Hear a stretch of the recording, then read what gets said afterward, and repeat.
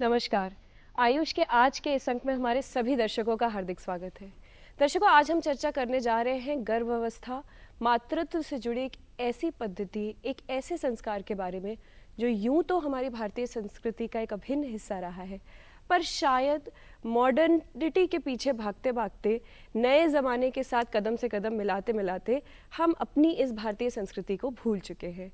मैं बात कर रही हूँ गर्भ संस्कार के बारे में। गर्भ संस्कार क्या है, इसका क्या महत्व है, इसे कौन कौन ले सकता है, इसका बच्चे पे क्या असर पड़ता है, इन सभी पहलुओं, इन सभी बिंदुओं पे चर्चा करने के लिए हमारे स्टूडियो में एक बहुत ही खास शख्सियत मौजूद है, डॉक्टर मौसमी कुल्हरे, जो कि एक आयुर्वेदिक विशेषज्ञ है, विगत कई वर्षों से क्षेत्र में सक्रिय हैं और समाज में अपना महत्वपूर्ण योगदान दे रही हैं।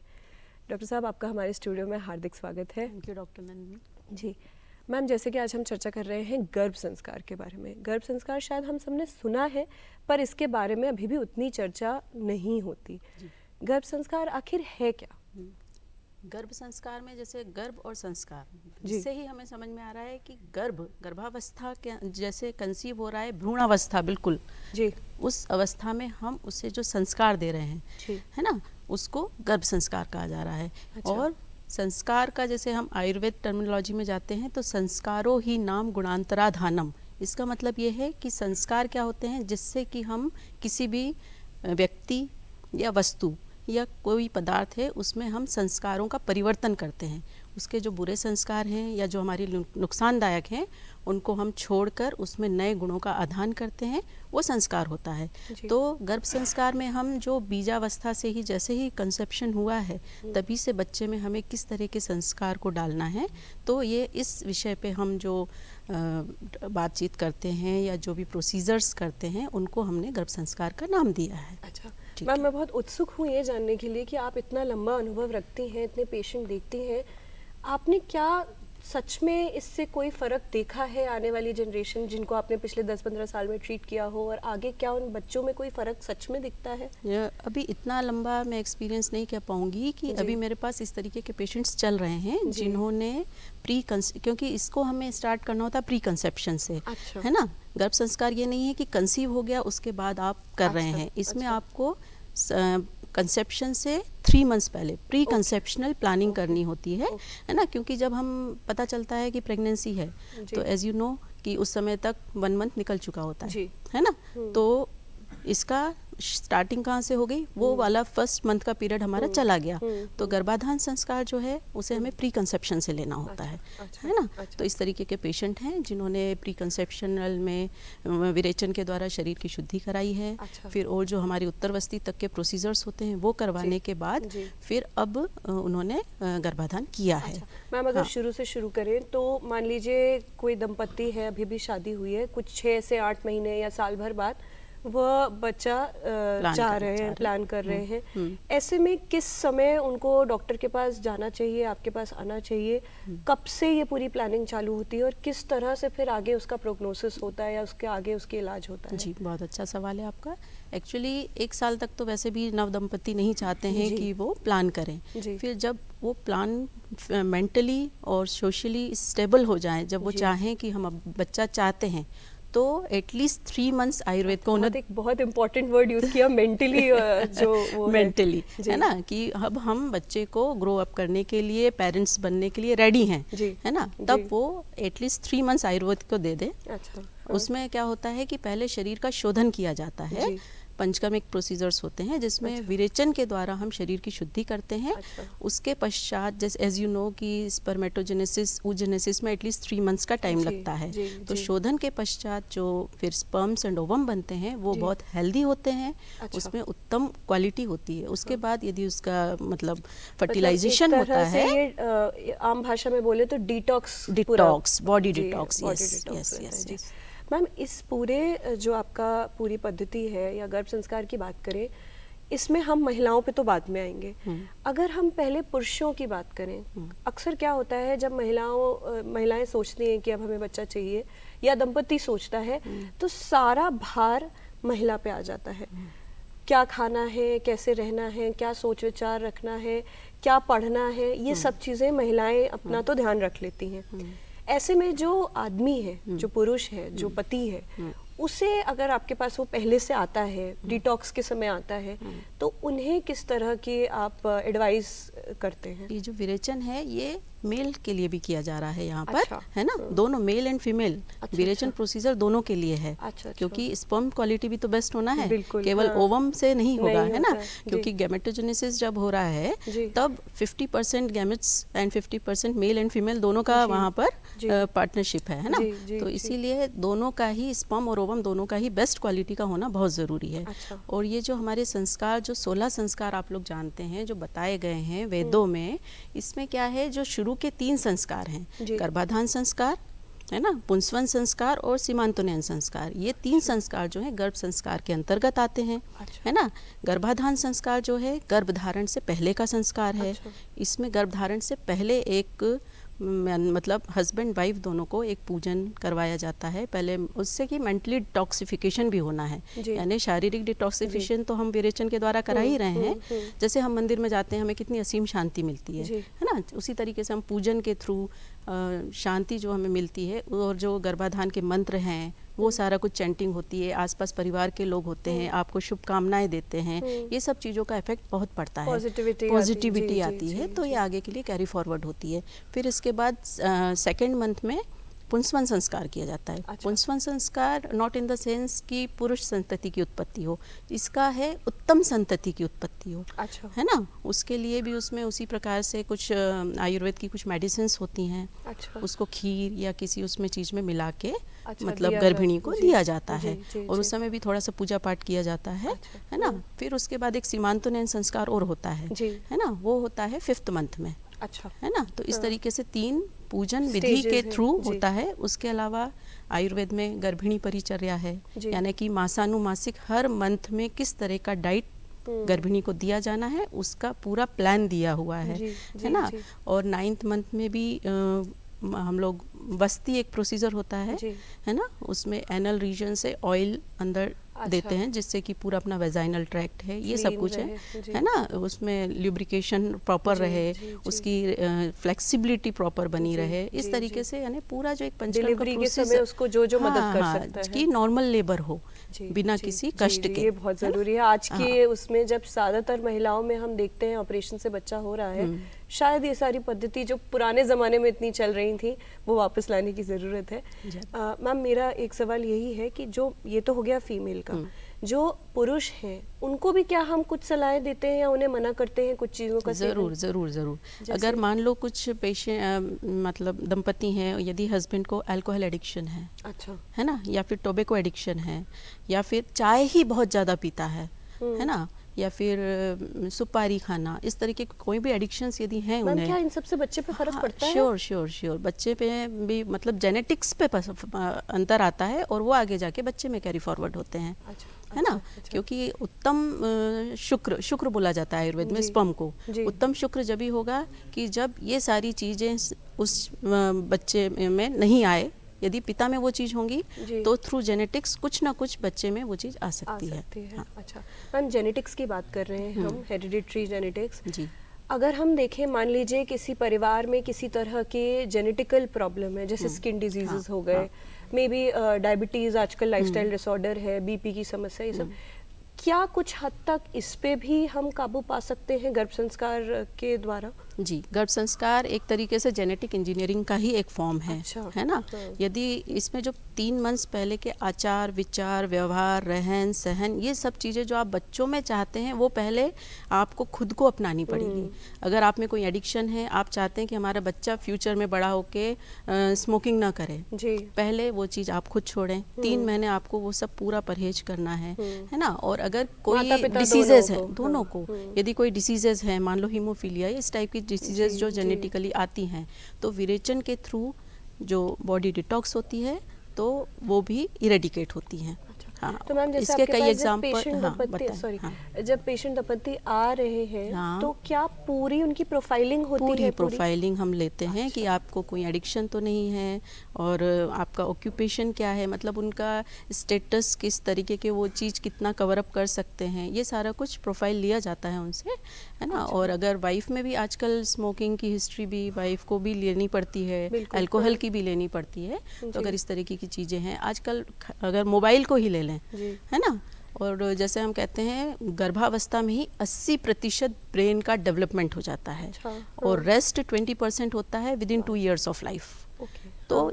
2 साल तक यदि हम बच्चे को जितने संस्कार देना है दे दें, बाद में कुछ नहीं हो सकता, ठीक है। 80% आपको फीटल लाइफ में ही उसको सिखाना है। जैसे आपने सुना है अभिमन्यु ने जी, चक्रव्यूह हाँ। को तोड़ना जो है मैं पेट गर्भावस्था से में ही सीख सीख लिया लिया था। था, जी, है ना। जी, जी। लेकिन उसकी मदर की नींद लग गई तो वो उसको मतलब भेजना, तोड़ना नहीं, तोड़ना, हाँ। हाँ, अंदर जाना तो सीख पाया, लेकिन जी। वो उसको मैम बाहर और भी निकलना नहीं ऐसे सीख किस्से पाया। कहानियां हैं हमारे वेदों में, हमारे ग्रंथों में, हाँ, जो ये बताती हैं कि गर्भ संस्कार कितना हाँ, महत्वपूर्ण है। सबसे महत्वपूर्ण तो अभी जैसे हम श्री राम जी की ही बात करें, जी। तो उसके पूर्व राजा दशरथ ने पुत्रष्टि यज्ञ किया था, जी, जी, है जी। ना। तो इसमें भी गर्भाधान संस्कार के समय जो यज्ञ किया जाता है उसका नाम भी पुत्रष्टि यज्ञ ही है, अच्छा, है ना। तो अच्छा। जो हवन किया जाता है तो वो पुत्रष्टि यज्ञ ही कहलाता है, अच्छा। है ना। तो आप उस समय जो भी संस्कार बच्चे में डालना चाहते हैं, आपको जो प्रसाद रूप में मिलता है जी। उसके थ्रू वो आपके अंदर जाता है। अच्छा, हाँ। कहीं ना कहीं शायद गर्भ संस्कार मानसिक और जो हमारी जो कंडीशन है, क्योंकि आजकल की भागदौड़ भरी जिंदगी में सब लोग मेंटली बहुत अनस्टेबल है, और कहीं ना कहीं वो शायद बच्चे, क्योंकि आजकल हम देख रहे हैं बच्चों में भी बहुत से विकार जो पहले नहीं देखने को मिलते थे अब देखने को मिल रहे हैं। हाँ। जी, मेरा आपसे अगला क्वेश्चन ये है कि मान लीजिए आपके पास पेशेंट आ रही है और उसको पहले से कोई समस्या है, जैसे कि आजकल लाइफस्टाइल डिसऑर्डर्स बहुत हैं, बड़ी मुश्किल से गर्भधारण हो पा रहा है, पीसीओडी की समस्या है, थायराइड की समस्या है, बीपी की समस्या है। ऐसे में एलोपैथी तो दवा से ठीक करने की बात करते हैं, पर क्या हम गर्भ संस्कार के दौरान, इस पूरे 9 महीने के दौरान या पहले से, क्या हम इन चीज़ों को काबू कर सकते हैं? हाँ, अगर कोई लाइफस्टाइल डिसऑर्डर है तो हमें गर्भ संस्कार प्रारंभ करने से पूर्व जी। उसको हमें ठीक करना होगा, जी, जी। है ना। उन्हें लाइफस्टाइल से रिलेटेड आपका, हम लोग एक जैसे ही पेशेंट आता है हमारे पास, मान लो पीसीओडी का ही पेशेंट आया, तो हम उसकी दिनचर्या पूछते हैं। अच्छा। कि आपका रूटीन क्या जी, है, जी, जी। क्योंकि जो ये प्रॉब्लम्स होती हैं रूटीन से ही निकल के आती हैं। अच्छा। फिर हम उनका एक दिन का पूरा रूटीन निकालते हैं, उनमें से भाई आपको क्या क्या इनको हटाना है, आपको अब इनमें से क्या चेंज करके अब क्या अडॉप्ट करना है। अच्छा। तो इसको हम निदान परिवर्जन बोलते हैं। निदान यानी जो डिसीज का कॉज है ना, हम कॉज को ही हटा देंगे तो डिसीज अपने आप क्योर हो जाएगी, है ना। आजकल क्या होता है, बच्चियां 2 बजे सोती हैं और 9 बजे तक सोती हैं, है ना। तो ये मेन कॉज निकल के आ रहा है आजकल, और जो जंक फूड का ज़्यादा इंटेक हो रहा है ना। तो इन चीज़ों को हम और हटाने की बात करते हैं। योगा का उसको थोड़ा सा सजेशन देते हैं कि वो किस तरीके से योगा को अपने लाइफ में लाए, है ना। ये सारा कुछ अपना के पहले तो लाइफस्टाइल डिसऑर्डर हम ठीक करेंगे, फिर हम उसको प्लान करेंगे कहीं ना कहीं हाँ, जो गड़बड़ी है उसके आगे भी जीवन में काम आएगा। हाँ, आगे भी काम आएगा। मैम मेरा एक सवाल आपसे ये भी है कि क्या ये हर धर्म के महिलाएं इस चीज़ को कर सकती हैं, हर धर्म के दंपत्ति गर्भ संस्कार करवा सकते हैं? हर धर्म के दंपति गर्भ संस्कार करा सकते हैं। जैसे हम हिंदू हैं तो हमारे जो रिचुअल्स हैं वो हिंदू रिलेटेड रहेंगे। अच्छा। मंत्रोच्चारण होगा, है ना। यदि कोई मुस्लिम दंपति हैं तो उनके जो कलमे होते हैं या जो भी होता है उस समय वो पढ़े जा सकते हैं। अच्छा। यदि कोई क्रिश्चियन है तो उनके जो बाइबल्स के जो भी होते हैं वो कर सकते हैं। इसमें ऐसा कोई धर्म का कोई बाउंडेशन नहीं है, बस एक तरह से स्पिरिचुअलिटी और डिटॉक्स। हाँ, मेंटल हेल्थ जो है आपका, जो वो चीज़ अच्छी होती है। मैम गर्भ संस्कार में एक तो हो गया कि आयुर्वेदा के थ्रू या डॉक्टर्स के थ्रू हम कर रहे हैं, क्या इसमें पंडितों का भी कोई रोल रहता है? एक्चुअली क्या है, जो मंत्रोच्चारण वगैरह होता है ना, हम जैसे डॉक्टर हैं, हम वो करवा रहे हैं, बता रहे हैं, लेकिन वो मंत्रोच्चारण हम नहीं कर सकते, है ना। हमें पता है क्या मंत्र बोलना है, लेकिन उस समय का जो चैंटिंग उनका है और जो एनवायरनमेंट क्रिएट होना है, दीपक जलाना है, अगरबत्ती जलाना है, जिसका इफेक्ट पड़ना है बच्चे पे, तो अगर पंडित हो तो वो और अच्छे से इसे करवा सकता है। अच्छा। हाँ। अच्छा मैम, इसके अलावा मान लीजिए पंडित और डॉक्टर बैठ के आप लोगों ने, आपके पास कोई दंपत्ति मान लीजिए कंसेप्शन से 2 महीने पहले आया, तो अगले 9 महीने प्लस 2 महीने उसका जो पूरा उसका ट्रीटमेंट है, जो उसको करना है, वो क्या साथ बैठ के सब पूरा विचार विमर्श करके बनता है? नहीं नहीं, अच्छा। वो आयुर्वेद में पूरी एक दिया गया है, गर्भिणी परिचर्या दी हुई है, जिसमें कि पूरा मतलब गर्भाधान में और गर्भिणी को क्या करना है क्या नहीं करना है, बहुत ही डिटेलिंग में ईच एंड एवरीथिंग दिया हुआ है उसमें। अच्छा। तो उसके लिए मतलब पंडित की नीड नहीं है। पंडित की नीड सिर्फ ये जो 3 संस्कार के लिए हम जो पूजा कराते हैं, आपने बताया 5वें महीने, 9वें महीने और शुरुआत में, उसमें हमें नीड पड़ेगी। बाकी तो पूरा डॉक्टर का ही रोल है कि आपको क्या खाना है, कैसे रहना है, किस वस्त्र, किस कलर के कपड़े पहनना है। इवन इसका भी रोल होता है, मतलब डार्क कलर के रेड ब्लैक कपड़े पहनने का निषेध किया हुआ है आयुर्वेद में, है ना। कहाँ जाना है, कहाँ नहीं जाना है, आग के पास नहीं बैठना है, और किस तरह के मतलब एक्सरसाइज, योगा, सभी का डिटेलिंग में वर्णन है। तो वो आपको डॉक्टर ही बताएगा कि आपको कब क्या कैसे करना है। अच्छा। हाँ। मैम, आजकल एक चीज़ जो मैं और देख रही हूँ, हर चीज़ ऑनलाइन हो गई है। अब ऐसे में गर्भ संस्कार भी मैं इसी प्रोग्राम के लिए जब रिसर्च कर रही थी तो मैंने देखा ऑनलाइन भी बहुत सी गर्भ संस्कार और इसके कोर्सेज चालू हैं। तो क्या ये इतना कारगर है कि हम किसी से स्क्रीन के पीछे ऑनलाइन विचार विमर्श करके, और क्योंकि जितना मैं समझ सकती हूँ पर्सनली, मुझे लगता है कि किसी के साथ बैठ के उस इन्वायरमेंट में, उस जैसे आपने अभी शुरुआत में बोला कि हम जब मंदिर जाते हैं तो हमको वो शांति जो मिलती है वो वहाँ बैठ के मिलती है। वो फोन पे या किसी को स्क्रीन पे नहीं मिल सकती। तो क्या ये इतना कारगर है? हमारे जो दर्शक इस समय हमें देख रहे हैं, उनको आप क्या इस चीज़ को लेके गाइड करना चाहेंगे? ऑनलाइन गर्भ संस्कार जो है, कोर्सेज तो काफ़ी चल रहे हैं, लेकिन उनके जो पीछे बैठे हैं, जो इसको मॉनिटर कर रहे हैं, वो एक बिजनेस पर्पस से कर रहे हैं, है ना। और मैक्सिमम मैंने जो सर्च किया है उसमें IITians हैं, वो इसको बना रहे हैं, एक प्रोग्राम बना रहे हैं वो, है ना। पर गर्भ संस्कार बेसिकली जो है बहुत प्राचीन परंपरा है, और इसके हम वेदों से आई है ये चीज़ें, है ना। और आयुर्वेद में इसका बहुत ही डिटेल्ड वर्णन है। तो जो पर्सन आयुर्वेद को नहीं जानता, नहीं समझता, मेरे हिसाब से वो उस चीज़ को आगे फॉरवर्ड, उनको सामने वाले को भ्रमित करना हुआ एक तरीके से, है ना। तो मेरे ख्याल से कि अगर आपको करवाना है गर्भ संस्कार तो आप प्रॉपर डॉक्टर से मिलें, आयुर्वेद जो भी डॉक्टर्स हैं उनसे मिलें, और उसके अकॉर्डिंग ही करें तो ज़्यादा अच्छा रिजल्ट मिलेगा। हाँ मैम, एक चीज़ जो आजकल हम बहुत और देख रहे हैं वो ये है कि कई बार महिलाएं IVF के थ्रू अपनी पूरी प्रेगनेंसी प्लान कर रही हैं, और उसमें क्या होता है, अक्सर मैं अपनी उम्र के लोगों में भी ये चीज़ देख रही हूँ, उसमें अक्सर ये होता है कभी IVF फेल हुआ, दोबारा हुआ, फिर फेल हुआ, या आजकल हम देख रहे हैं मिसकैरेज और अबॉर्शन, स्पॉन्टेनियस अबॉर्शन के भी बहुत सारे मामले बढ़ गए हैं। इस पूरे मान लीजिए आपके पास कोई पेशेंट आती है जिसके साथ इस तरह की कोई घटना हो गई है, या पुरानी उसकी इस तरह की कोई हिस्ट्री है, क्या इस पूरे जो आप इसको ट्रीटमेंट देंगे, इस पर्टिकुलर महिला या इस गर्भिणी या इस दंपत्ति को जो ट्रीटमेंट देंगे या इसका गर्भ संस्कार करेंगे, वो बाकियों से अलग होगा? इसमें फर्स्ट जो बेड ऑब्स्टेट्रिक हिस्ट्री वाले पेशेंट्स हमारे पास आते हैं, जिसके प्रीवियस कई अबॉर्शंस हुए रहते हैं, तो उसमें भी फर्स्ट हम यानी कि प्लान करने से पहले उसको पंचकर्मा प्रोसीजर के थ्रू उसकी जो बॉडी को डिटॉक्स ही करेंगे। अच्छा, बॉडी डिटॉक्स करेंगे। और पहली बात, और कुछ जो अपन जैसे टॉर्च फैक्टर होता है, कई बार हम देखते हैं कि बेड ऑब्स्टेट्रिक हिस्ट्री में टॉर्च पॉजिटिव जनरली पेशेंट्स में मिलता है। अच्छा। तो हम उसका जो आयुर्वेदिक पद्धति जो मॉडर्न वगैरह लेके आती है तो कोई प्रॉब्लम नहीं, हम आयुर्वेद में भी एंटीवायरल और इस तरीके का ट्रीटमेंट करके पहले जो बेसिक प्रॉब्लम है जिसके कारण उसको अबॉर्शंस हुए हैं, पहले हम उसको सॉर्ट आउट करेंगे। अच्छा, फिर उसको इसकी तरफ लेके जाएंगे। अच्छा, तो और जैसे IVF में भी ऐसा ही रहता है, क्योंकि वो पूरा जो जर्नी, बहुत से पेशेंट इस समय आपको देख रहे होंगे, बहुत से दर्शक जो शायद इस समय ये IVF के थ्रू बच्चा प्लान कर रहे हैं, जिसमें कोई गारंटी नहीं होती कि कब कैसे क्या हो जाएगा। इस केस के जो दर्शक हमको देख रहे हैं, ऐसे जो दंपति देख रहे हैं, वो आपके पास कैसे आना, मतलब किस समय आए और कैसे इनका पूरा प्रोसीजर? IVF के बहुत से केसेस, IVF फेल्ड वाले बहुत से केसेस अभी हैं मेरे पास। अच्छा। और उनमें से बहुत से अभी कंसीव हो चुके हैं। अच्छा। इस तरीके केसेस हैं। तो IVF में एक प्रॉब्लम सबसे ज़्यादा मेरे पास ये आ रही है कि लो AMH के साथ पेशेंट आ रहा है। 5 to 6 टाइम्स उसको ओव्यूलेशन इंडक्शन हो चुका है।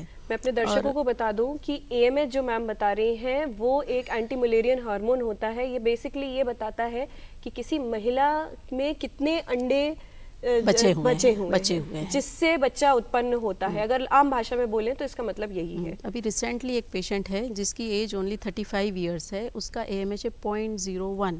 Can you imagine? जो कि होना चाहिए एटलीस्ट 1 होना चाहिए। और यहाँ पे है 0.01 है ना। तो 0.01 में तो उसके एंट्रल फॉलिकल्स ओनली 1 and 2। जी जी ठीक है। जी, तो ये दिक्कत है कि इतना ओव्यूलेशन इंडक्शन हो चुका होता है कि फिर हमारे हाथ भी बन जाते हैं, हम कुछ नहीं कर पाते हैं। 0.3 तक के पेशेंट को हमने AMH बढ़ा के उसको कंसीव भी कराया है, उसका 0.9 तक AMH पहुंचा है, वो कंसीव भी हुई है। पर इतना ज़्यादा अगर वो हो जाएगा कि मतलब फॉलिकल्स ही नहीं रहेंगे तो फिर हम भी मतलब एक सीमा तक ही कर सकते हैं। हाँ, एक सीमा तक ही कर सकते हैं। हम अपने भी एज की बात करी, जितना मैं देख रही हूँ इस समय शादियां बहुत लेट हो रही हैं। साथ ही शादी करने के बाद, जैसे कि हम शुरुआत में बात कर रहे थे, एकदम से बच्चा करने का कोई भी दंपत्ति नहीं सोच पा रहा है। कहीं ना कहीं फाइनेंशियली भी, मेंटली भी एक दबाव है कि अभी उसको करियर भी बनाना है। सेम मैं कहीं पढ़ रही थी कि इंदिरा नूई जी ने बोला था कि महिलाओं के साथ ये दिक्कत है कि जो उनका करियर का टाइम है वही उनका बच्चे पैदा करने का भी समय है। तो उस केस में अगर कोई महिला बच्चा नहीं कर रही है या उसकी उम्र बढ़ रही है, भाई वो 33 की हो गई है, 34 की हो गई है, 35 की हो गई है, अब कहीं ना कहीं बायोलॉजिकल क्लॉक तो भाग रही है। अभी आपने AMH की बात करी, अंडे कम हो रहे हैं क्योंकि हर महीने एक अंडा तो एक क्या 8 से 10 जा रहे हैं। तो इस केस में जो दर्शक हमको देख रहे हैं उनको आप क्या मैसेज देना चाहेंगे? मैसेज तो मेरा यही रहेगा कि ये सब चीज़ें भाग दौड़ तो लाइफ में लगी रहेंगी। तो अपने कैरियर के साथ साथ अपना ये वाला जो पार्ट है लाइफ का, जो बहुत इम्पोर्टेंट है ना, प्रोजेनी डेवलप करना ही एक स्त्री के लिए मतलब भगवान ने इसी वरदान के साथ उसे भेजा है। तो इसे यदि हम टाइमली कर पाएँ, है ना, कि साथ में अपन मैनेज कर लें बाकी से, उसके लिए लेकिन परिवार का सपोर्टिव होना बहुत ज़रूरी है। ये तो है ही, हाँ। लेकिन अगर वो एडजस्ट कर सकते हैं तो टाइमली, क्योंकि कई बार क्या होता है कंसीव हो जाने के बाद भी कई बार क्या होता है IPILS ले लेते हैं, वो और ज़्यादा नुकसानदायक है। मतलब ठीक है अभी नहीं करना है, लेकिन बाय चांस या तो आप उस हिसाब से प्लानिंग रखें कि हमें अभी 1 साल नहीं करना है, हम कॉन्ट्रासेप्शन यूज़ करेंगे। लेकिन यदि कंसीव हो जाता है तो प्लीज़ IPILS ना खाएं, है ना। ये बहुत ज़रूरी बात बताई डॉक्टर साहब ने कि कई बार हम ओवर द काउंटर ड्रग्स ले लेते हैं प्रेगनेंसी के लिए, टर्मिनेट करने के लिए MTP पिल्स ले लेते हैं। ये सभी चीज़ें मेरी गुजारिश है जो हमें दर्शक देख रहे हैं, जो पेशेंट हमको देख रहे हैं, वो ना लें, सीधे अपने डॉक्टर से परामर्श करें। भारत में तो MTP medical termination of pregnancy बिल्कुल लीगल है, इस पे आपका पूरा हक है। इसलिए आप डॉक्टर के पास जाके अगर आपको संतान नहीं चाहिए तो तरीके से मेडिकली उसको टर्मिनेट करिए।